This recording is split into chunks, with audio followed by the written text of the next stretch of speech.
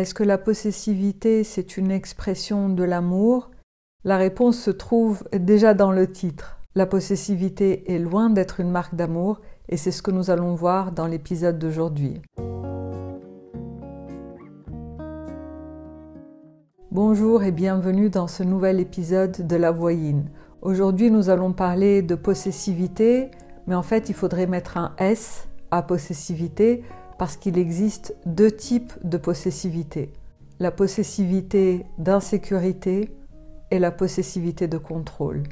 Lorsqu'on se pose la question « Pourquoi est-ce que je suis possessive ou possessif ?», il y a de fortes chances pour qu'il s'agisse de possessivité d'insécurité. Parce que lorsqu'on est dans la possessivité de contrôle, on se pose très rarement cette question-ci. Et je vais partager avec vous les manifestations des deux types de possessivité.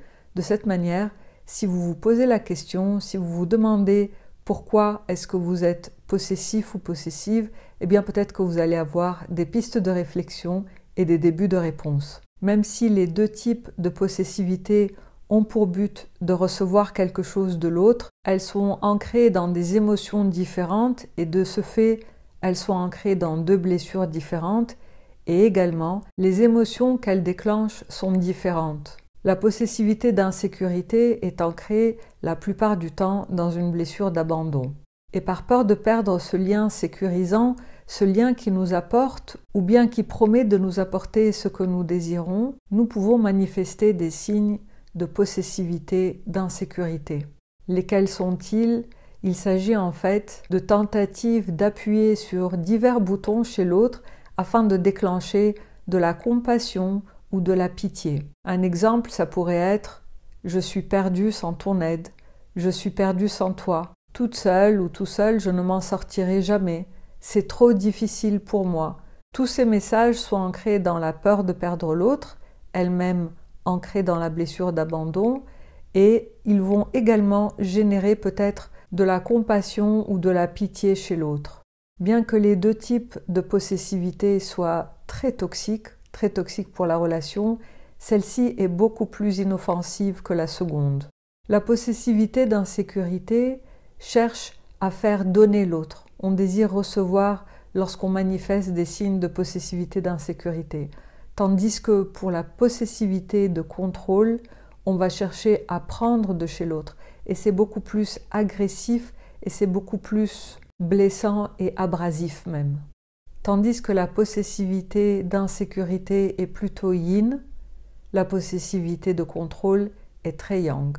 Elle est ancrée dans une émotion de colère, elle-même ancrée dans une blessure de défiance ou blessure de trahison, comme l'appelle Lise Bourbeau. Et l'expression de cette possessivité de contrôle vise à générer chez l'autre des émotions de culpabilité, de honte ou de peur. Lorsque par exemple une personne dit à l'autre « si tu m'aimes vraiment, arrête de faire ça » ou bien « si tu m'aimes vraiment, commence à faire ça », ça risque de générer chez l'autre de la culpabilité, ce qui représente un réel levier d'influence et de manipulation. Également, lorsqu'une personne dit à l'autre « si tu ne fais pas ça, je te quitte », là également, ça va déclencher une émotion de peur qui, là aussi, là encore, représente un vrai levier d'influence et de manipulation. Et lorsqu'une personne dit à l'autre « si on n'est plus ensemble, tu ne trouveras jamais personne qui va t'accepter tel que tu es », par exemple, ça va générer de la honte, également un levier d'influence et de manipulation. Autant ces trois leviers sont relativement faciles à identifier, il suffit d'en parler un petit peu, ou bien il suffit de lire un livre ou de regarder une vidéo sur YouTube pour prendre conscience de ça, autant il existe un quatrième levier qui est bien plus difficile à identifier. Lorsqu'une personne dit à l'autre « je vais t'offrir la vie que tu mérites, je vais te donner tout ce que les autres n'ont pas pu te donner, je vais faire ci pour toi, je vais t'offrir ça, je vais te permettre de vivre ça, etc. » Ça va déclencher une joie chez l'autre, mais ça va être une joie mentale parce qu'elle est liée à un événement futur qui peut ne jamais se produire d'ailleurs. Donc c'est en fait comme si on allait alimenter, nourrir avec de l'espoir de quelque chose de fantastique, mais qui n'existe pas réellement dans l'instant présent. Là encore, cet espoir c'est un vrai levier d'influence et de manipulation. Et il arrive souvent d'ailleurs que ce soit des expressions de possessivité qui sont intentionnelles et qui sont malheureusement malveillantes et mal intentionnées. Si vous écoutez cet épisode et que vous vous posez des questions quant à la possessivité de votre partenaire, peut-être que ces quelques pistes de réflexion pourront vous aider à poser des mots sur ce que vous vivez. La possessivité n'est pas une marque d'amour. Elle est un mécanisme, conscient ou inconscient, qui vise à pousser l'autre à donner pour recevoir ou qui vise à prendre en toute légitimité. Et ce mécanisme a pour but de chercher à actionner des leviers d'influence et de manipulation pour obtenir ce que l'on désire. Même si chercher à influencer les autres demeure somme toute quelque chose d'inoffensif, installer de la possessivité dans une relation peut la rendre réellement très très toxique. Alors, si vous êtes la personne qui est possessive et qu'il s'agit de possessivité, d'insécurité, je vous invite à vous poser la question suivante, ou plutôt les questions suivantes. La première question est: qu'est-ce que je cherche à sécuriser? Est-ce de l'attention dont j'ai besoin? Est-ce de la présence? Est-ce de l'aide pour certains domaines de ma vie? Qu'est-ce que je cherche à sécuriser? Parce qu'il y a quelque chose que j'aimerais partager avec vous ici, c'est que on n'est pas possessif vis-à-vis d'une personne, on est possessif vis-à-vis de ce que la personne nous offre ou promet de nous offrir ou promet de nous offrir encore plus. Lorsqu'on a plusieurs sources d'une même chose, on n'est pas stressé, on sait que si on perd une source, il y en aura toujours d'autres qui seront là. Mais lorsque la source est unique, c'est là où on devient possessif. Le défi de la blessure d'abandon, c'est l'autonomie. Malheureusement, lorsqu'on n'est pas autonome pour obtenir quelque chose dans notre vie, on va dépendre d'autrui et c'est là où il peut y avoir des manifestations de possessivité par peur de ressentir qu'on ne pourra pas se débrouiller tout seul.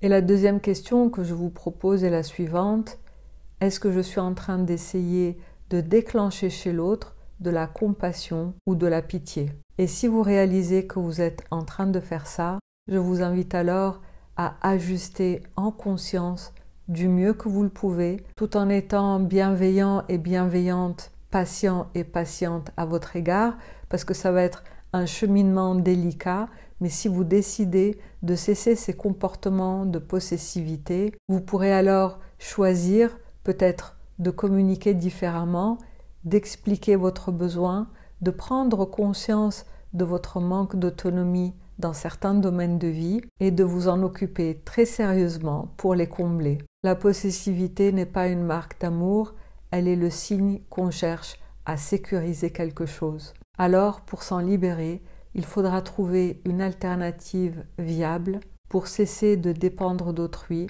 pour satisfaire un besoin ou un désir profond.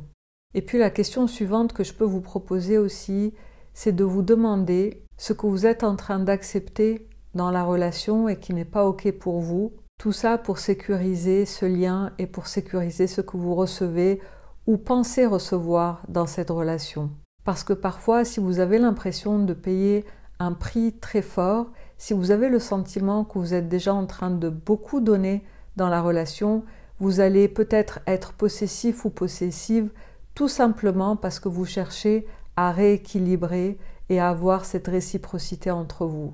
Si vous pensez que vous en faites déjà beaucoup dans la relation, vous allez vouloir que l'autre en fasse tout autant. Et ça peut déclencher de la possessivité, d'insécurité chez vous. Prenez le temps de répondre à ces questions et j'espère qu'elles vous offriront de belles pistes de résolution. Et si vous êtes en relation avec une personne qui manifeste des signes de possessivité, de contrôle, voici quelques questions pour avoir peut-être quelques pistes de réflexion. La toute première question que je vous invite à vous poser est la suivante. Qu'est-ce que je ressens dans cette situation? Qu'est-ce que je ressens face à cette personne? Les conflits dans une relation sont normaux, mais dans un conflit, il n'y a pas de tentative de dominer l'autre ou de le contrôler. Un conflit est une divergence d'opinion, et puis une fois qu'on en parle, il y a la possibilité de trouver un accord, une entente commune qui ne va léser ni l'un ni l'autre et qui va être acceptable pour les deux. Il n'y a ni peur ni menace. En revanche, dans la possessivité de contrôle, il y a de la peur, il y a des menaces, il y a de l'intimidation, il y a des ultimatums et le climat est réellement un climat de terreur. Donc si la réponse à cette première question, c'est par exemple une émotion de peur, je vous invite alors à vous poser cette deuxième question. Qu'est-ce que je me dis dans cette situation ? Parce que la réponse à cette question va peut-être faire ressortir nos croyances ou nos héritages transgénérationnels et peut-être aussi nos blessures intérieures. Sans le savoir, nous pouvons perpétuer des vœux de nos ancêtres, comme par exemple le vœu du lien éternel. Nous pensons alors que la relation doit durer toute la vie, et pour ça on va tolérer l'intolérable, on va accepter l'inacceptable pour que cette relation dure pour toujours. Et parfois aussi on a le sentiment de ne pas mériter mieux, et de ce fait on va rester dans cette relation parce que c'est soit celle-ci, soit la solitude. Et parfois encore, on porte une blessure qui nous pousse à avoir une attitude sacrificielle. Bref, en vous questionnant sur ce que cette petite voix intérieure vous dit, vous allez pouvoir mettre en lumière ce qui vous retient dans une situation inacceptable. Si vous vous posez cette question, si vous vous demandez si vous êtes dans une relation toxique, si vous pensez que l'autre a une forme de possessivité contrôlante, n'hésitez pas à me poser la question en cliquant sur le lien dans la description de la vidéo et je vous répondrai avec grand plaisir dans l'un des prochains épisodes.